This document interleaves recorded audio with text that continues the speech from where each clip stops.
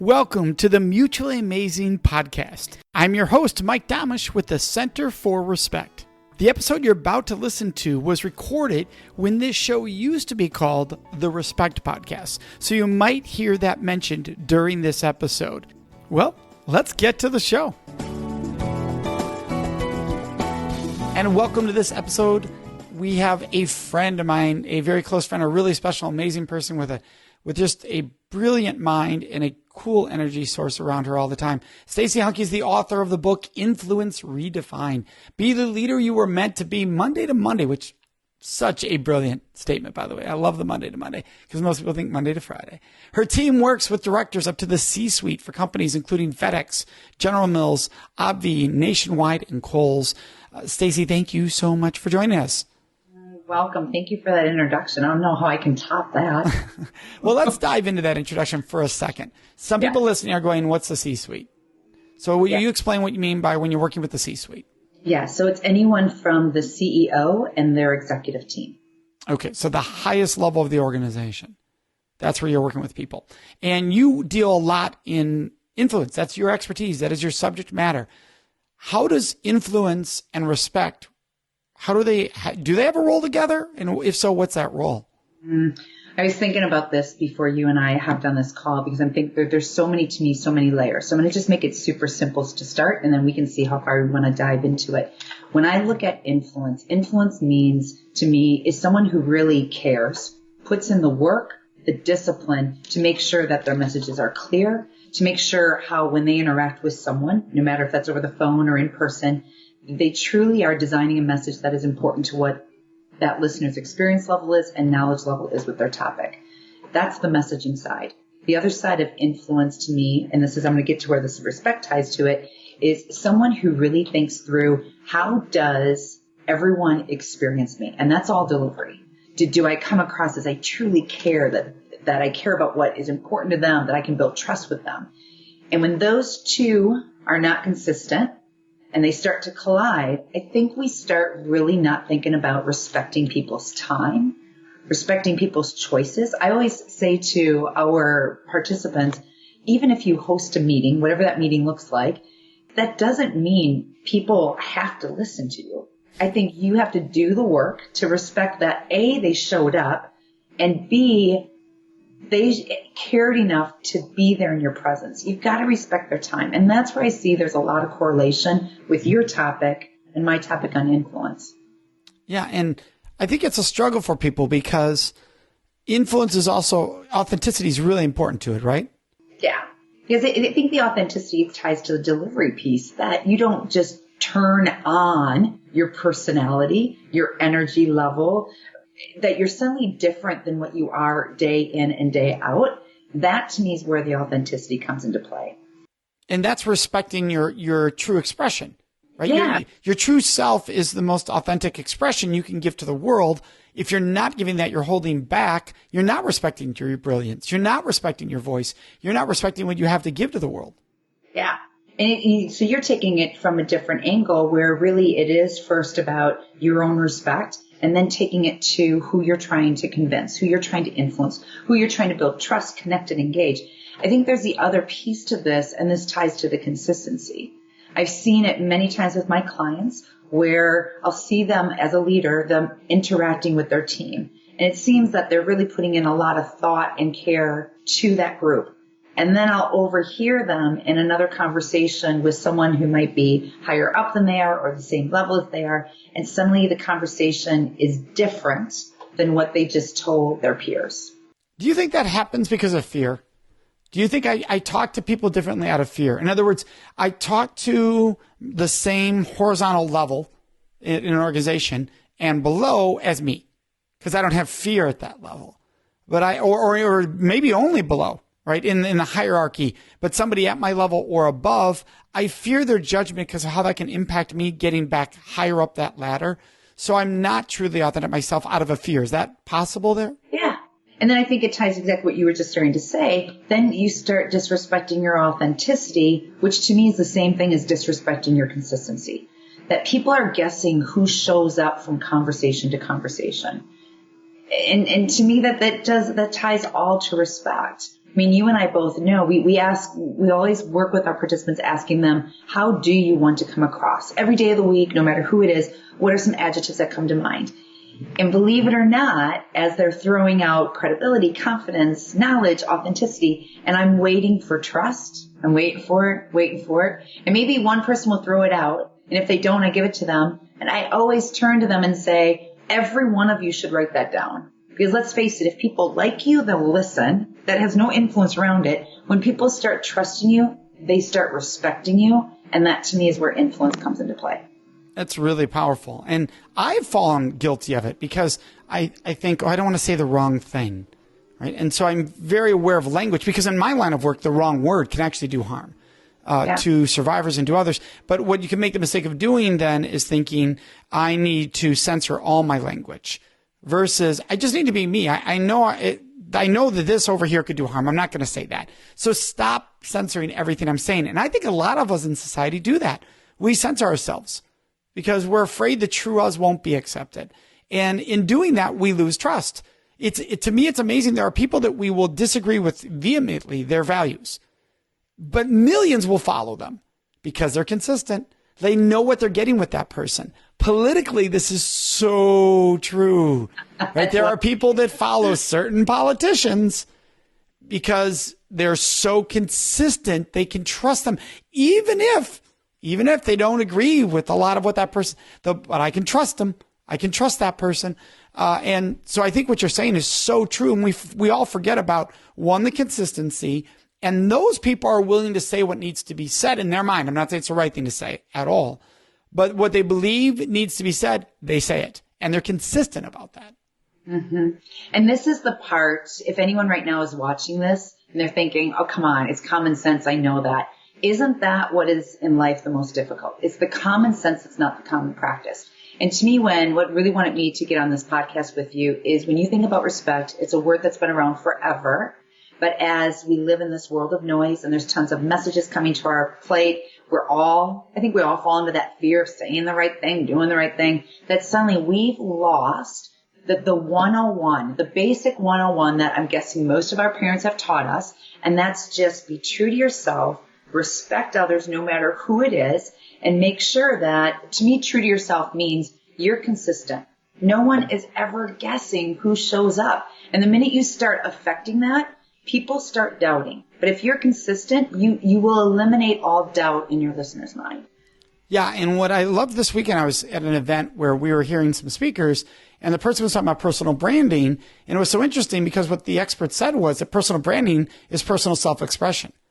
And what most people make the mistake of thinking is personal branding is this brand I have to create that sells, versus understanding that personal branding is actually the ultimate example of personal self-expression, that you fully express and that you are you. So I know what I'm going to get with you. I know your brand. Then I'm going to align with the you that I know is always going to be true. And I want that. I want that. So yeah, you might lose some friends over here. Or you might lose them, but you're going to gain the friends that align with you. And I think that's the fear that if we truly are self-expressive and consistent in that, we're going to lose some people. But you're going to gain, like in the world of business, you're going to gain clients that are so in tune with you. You're going to be with each other forever. It's so true. You're starting to, and I think this applies to our personal life and our professional life. I'm just going to throw out Facebook for a moment, only because there was a conversation with one of my clients about it the other day. And he was like, I can't stand Facebook. I don't like being on it. He goes, because everyone's life is so great. Everyone is just having such a great day. He goes, are you kidding me? Who would ever put on Facebook, I'm just not feeling well today? And we all have it, right? So that's one example of, we now live in this culture where I said earlier, there's a lot of noise, and we're always trying to fit in with that next group, with that next crowd. And does it tie in with we're afraid of what to say, or are we losing that authenticity? We're sitting back, we're trying to watch everyone because now we can see people more often through social media. Get back to the basics. Get back to, I reflect on I love country music a lot. And there's a Tim McGraw song that is Humble and Kind.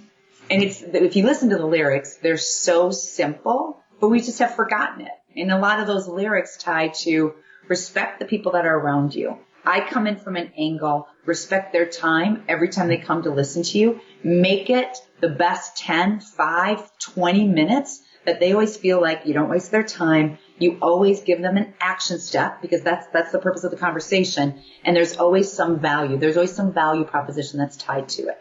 If you could do those 3 things, I bet people look at your name when it appears on their Outlook calendar in the morning a little differently, meaning, okay, I don't even have to bring my technical gadget. Mike will make all use of time that is my value, and he'll be done in 20 minutes, as he promised. And I love that because that's all about respecting their time. And before we were talking about making sure we're being ourselves in that moment of respecting their time, that we're truly saying what needs to be said. And that reminded me of a quote I heard this weekend. It was from Jason Goldberg. He said, authenticity is what is left over when you stop trying to manage impressions. Isn't that powerful? Which is what you were just talking about. We're all over social media trying to manage impressions, which means we're not ourselves. We're not. And we're losing that. We always use the line with our clients, the ones that are, we have a lot of clients that are virtual. I'm sure our listeners understand that. And I had a conversation this morning with a client and she said, we've relied too much on it that we're starting to get lazy when we really could have a live webcam conversation. We're not. And I said to her, maybe it's something as simple as telling your folks, your team, to hang up the email and pick up the phone. I know it seems like such an ancient concept. Or turn on your webcam. That to me is another way for them to see your authenticity, another way to respect their time. Because you're putting in that extra effort versus anyone else out there that sends a quick text. And in the bottom of the text, it says, excuse my typos. I just had somebody do this the other day to me, and it was awesome. I don't know the person. I didn't know the person. They friended me through Facebook because they're a podcaster, and I'm a podcaster. And in the Facebook messaging, he sent an audio message. Hey, Mike, just listen to your show. Love your show. I love blah, blah, blah. And I'm like, wow, this is cool. I'm hearing this person's voice. It took no more energy, but so much more personal than his written word, which I would not have felt that passion, that energy. It was just incredible. So I think sometimes we get caught up in, well, those other things take more energy. No, they don't. That's the myth. It's actually quicker to talk than to type. Oh, it's so much quicker. I was just told on Friday you can do that through Twitter too, because a client of mine received a tweet that was an audio retweet or tweet. I'm like, brilliant. Yeah. What do you think are actions that people choose, strategies people choose that jeopardize their ability to be seen as respectful or as trustworthy? That jeopardize it? First, I go back to the technical gadget, your phone. How many times, it'd be as if we were on this podcast, but I just have to quick check email. For anybody who's listening, she's literally checking her email on her phone as we're talking. Right. There's so much distraction. When I travel, I spend a lot of time with my laptop in a restaurant because I love the energy around me. And it is a research project every time because you just look up and half the people are down in their technical gadgets. That you can tell it's a pet peeve of mine. And I see it with leaders that'll do it in their meetings. And I always tell them how you behave is how people respond. If you do it your teams, they're going to do it to you too in a meeting. It's fair game. I think that's a big piece is we're really losing the ability to look people dead in the eye when we're having a conversation. We don't do it anymore. And it's free. It's free to build trust just by looking people dead in the eye. We're so caught up in all the distractions around us. We're not paying attention. We don't focus on what's happening. And our mind is always wandering, which I think someone can tell when your mind's wandering too. You're not quite there. Yeah. When I ask audiences, what does it feel like to be respected? They say words like seen, valued. So if you're on your phone or I'm on my phone while you're talking to me, there's no way you feel seen because you can't even see my eyes. Yeah. And I remember when I would coach kids, youth in middle school, and we would say the way we know you're listening is when we can see your eyes. That's how we know you're listening, right? That tells us we're being seen and you're seen as and we're seeing you. And it's so powerful. And you think many of us as parents in corporate America, we can all fall guilty. So I don't want somebody listening going, well, geez, do you never do that? Yeah, we do that. But the thing is, can we catch ourselves and say, I want to reduce that dramatically, that behavior. And when I catch it, I want to acknowledge it for the error it is. So if I am doing it, go, you know what? I was just on my phone while you were talking. That wasn't okay. And I want to apologize for that. You are what matters. right? Because now I acknowledge it. Now, if I keep doing it, it's not going to mean anything. But if I acknowledge that and don't repeat that behavior, that's powerful. You hit something very key there, because I like the fact that you said you and I do it. I get caught doing it. Here's the difference, though. I know when I do it. And to me, that's part of this authenticity and having that consistency. It's being aware, self-aware, that when you are doing something, body language, that's not consistent with trust, credibility, it's not consistent with your message.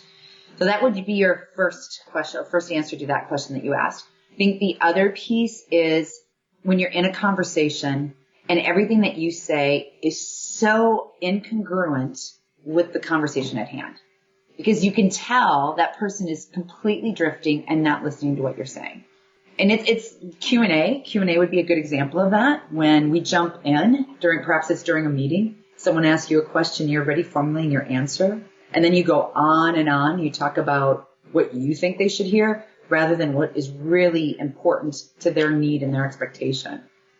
And along that same path of being inconsistent in what we say, I know I certainly have fallen prey to this. And I think when you have an analytical mind, and I don't even think that, I think that's an excuse we make. I think as human beings, we like to talk negative. I don't know the psychology of why. I don't know if that's to make ourselves feel better at times, but we can be negative.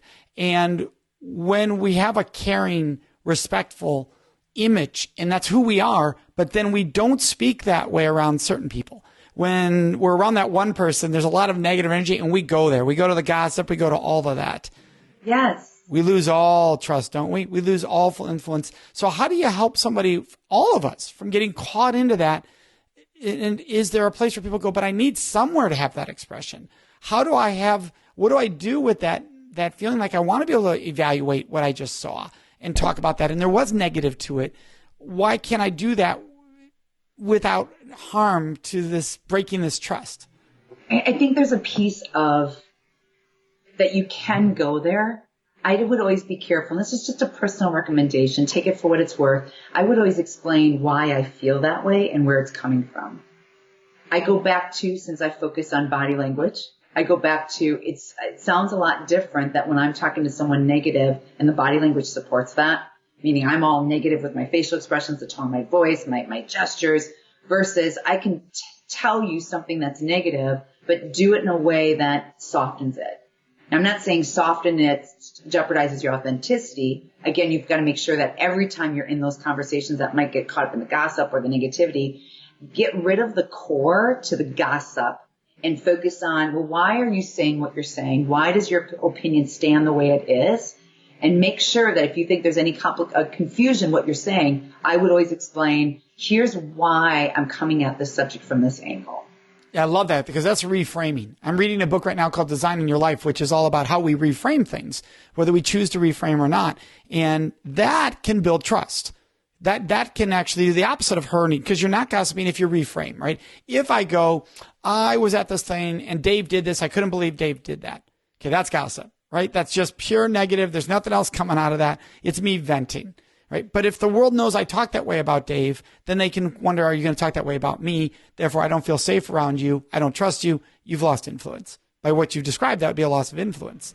Yes. And you'd lose respect for it. And it's easy yes. to get caught up in that. I get what you're saying. And I could have reframed it and said, I'm really curious why Dave made that choice.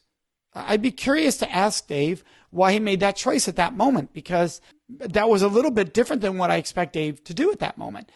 There's no gossip to that. That's a wanting to learn, wanting to be curious. And it also means I'm being compassionate to Dave because we all make mistakes. So people have the right to gossip about me because there's mistakes. What if they were curious instead of gossiping? And I know I have fallen guilty to this. Exactly. We all have. As long as we learn from it. I always say we're going to continue to make mistakes and fail and hurt people. It's knowing when you did it and don't do it again. I think that's not what I'm talking about when it's consistency, by the way. Right. Learn the mistake and do it. I love the way you reframed it. You know what I think? That to me, the example you just gave, if someone said, well, how would I define a good communicator versus someone who's influential? What you did, that's an influential communicator. That they take a moment, they may be listening to as the gossip is happening. They really sit back and listen to what's going on. And in their mind, they're taking the time to really give that response of how will my words land on this person's ears? And how will they translate it long after this interaction is over? Yeah, it's taking responsibility for the impact of your words, not just the words. Exactly. There was a quote on Facebook this year that said, "I'm only responsible for my words, not how you hear them," which I thought, no, that's a horrendous lack of responsibility, because that implies words have no power and I can just say them and I can say, yes, I said them, but your reaction is the problem, not my words that are the problem, which is really, really messed up. It's callous. I mean, there's no other way to put that at that moment. And it was just a quote that was out there, but people were sharing it like, oh, isn't this funny? And I'm like, there are a lot of people who operate that way, actually. I agree with that. Or it is also, it's going to the next level where just because I communicated a message, you understand it, you'll act on it. This is another part of respect. It's your responsibility to work as hard as you need to work to make sure that your message is right for the listener. Now, when I say right, it's adaptable to what they already know about your topic, their knowledge level, and it's starting to meet their level of understanding so that they can act on your recommendation.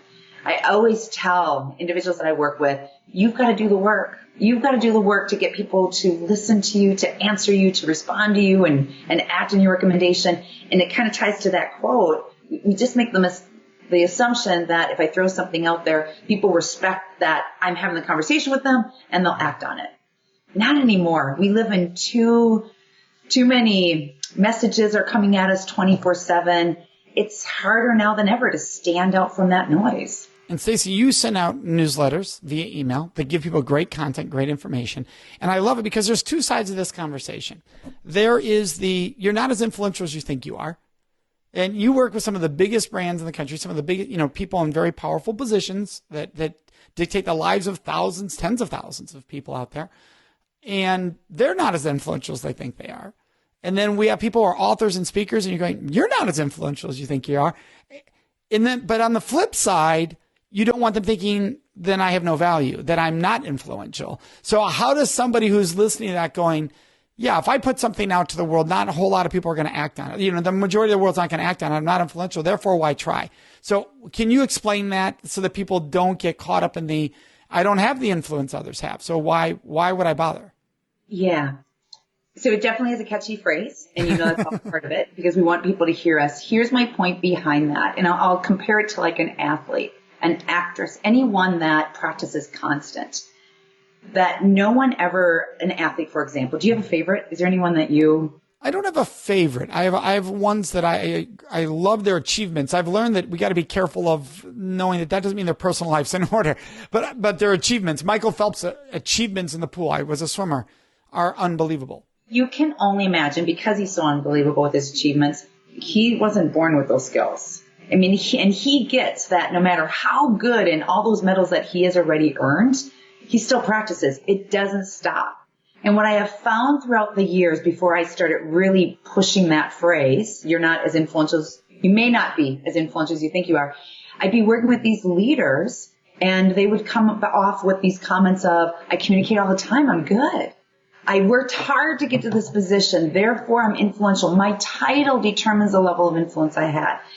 And once we started to do a lot of work with that C-suite, we realized just because you feel good, just because you've got this experience, doesn't mean you are influential all the time. And we use those sports analogies a lot where we talk about you're influential if you are consistent with your body language, your messaging. If you are constantly getting feedback, and I'm not saying good, nice job, but you're getting feedback and you're always having that deliberate practice like Phelps does, you're on that track to be influential.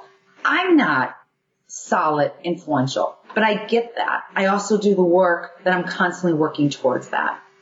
So it's not that I think there's definitely people that are more influential than others, but Mike, the ones that are, they're aware of it. They're constantly getting feedback. They're practicing these skills. And your book brilliantly teaches how to do that. You teach people how to seek the feedback, how to become aware of where their weaknesses are, because it could be one thing they're doing that's killing their ability for people to hear them.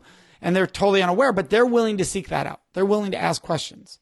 That's it. I mean, I get coached. I have several coaches just when I get comfortable in my communication and the way that I interact with individuals, my coaches rip me apart and I realize, all right, now I caught this habit. Where did I pick up this? I've got this to work on now.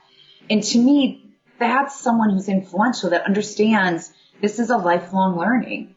And that's someone that truly respects how they show up every day. Not only impacts them as a person and their values and their ethics, it also impacts everyone around them in their personal life and their professional life. When you were speaking in, personal and professional, what do you think is the greatest lesson you've had dealing with respect in your own life? How much time do you have? You've heard me talk about my parents before. And I grew up on a farm, and my parents are 78. My dad retired several years ago, literally for 6 days. And on the 7th day, he was back up and doing his thing. He still is. That's where I learned my respect. I remember my dad telling my sisters and I, he always said, if you show up on time and you follow through, you will be the top 1%. Now that's my dad's statistic. He gets that from nowhere but up here. That's just his own thing. And I remember as a little girl thinking, Mike, oh, that's easy. Like, that's all I have to do? Like, he kept ingraining that. And I watched my dad, I guess the third thing, he would always say, be kind to everyone around you. It doesn't matter their culture. It doesn't matter what they do for a living. And my dad modeled that. My dad models all of that to a T. He still does. And that's where I learned this whole idea of respect, that from little on, I've always been told it doesn't matter who that person is. Respect them as it's someone that you want to be their best friend or you admire. And that's pretty basic. I love it. And you, Monday to Monday, that is your slogan, the Monday to Monday, which is all, what I love about it is, anybody listening right now should get one word consistent, right? That's the word that you have been very consistent about throughout this discussion. And Monday to Monday bleeds it, right? There's no days off in being yourself, truly yourself. You should always whether you're at work or at home, you should want to be that person. Just want to make sure that the best of you shows up as much as humanly possible. Yeah. Some people will say, come on, Monday to Monday, you never take a day off. But well, it's not like taking a day off. Are there times I just lay back and I relax? Of course. But I think if you'd ask any of our clients, if you'd ask any of my friends, you get a pretty similar response from people. And it goes back to where we started this conversation. In my world, that's how I define respect. Yeah. And what I appreciate about that is I think that if I ran into my friends who know me well, they know I love to dance. They absolutely, people who know me know I love to dance. I remember that's how I kind of first met you. That's right. We were at some event and you were totally had your dance shoes on and I'm like, he's got it down. Well, thank you. And there are times where my clients have known it, which I'm cool with. And people are like, why would you post that? Because that's who I am. Like, why would I not post that? What's inappropriate about that? There's nothing, but they think, well, that's not your topic or that's not, but it's who I am. And what I've learned more is the more I share that, the more my clients can trust me because it's not just always talking to us about the topic, right? That this is the same Mike. I've traveled with Mike and I've seen him dance in this public square in a city in Greece. One of my clients saw that happen because we were all out together and these kids were street dancing and I jumped in and why not? Right? That's who we are. And I think that's where people make the mistake when they hear Monday to Monday. They think work. I have to work on this Monday to Monday versus are you just being your best person? Every day you wake up, I want to be my best self. Whether I'm working or not, I want to have my best day. It's an off day especially, right? Why wouldn't you want it to be amazing and allow yourself to be your truest self? Yeah. This is on a personal side. I was at a restaurant. This was a couple months ago.